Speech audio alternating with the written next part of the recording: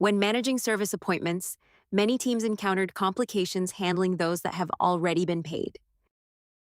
To make this easier than ever, you can now fully edit both paid and unpaid service appointments without needing to cancel and recreate the booking. Let's learn what has changed. You can now edit both paid and unpaid service bookings, with editing support for services, add-ons, coupons, and other booking details. Edits automatically recalculate the booking total to reflect the latest payment status and support refund processing in the appointment modal.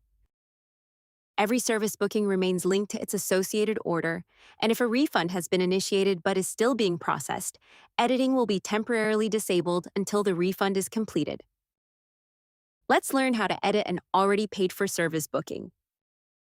Locate an existing service booking inside your calendar and click it to open its details.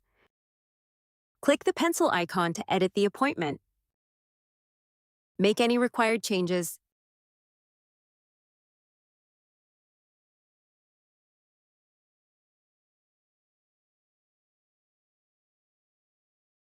Save your changes.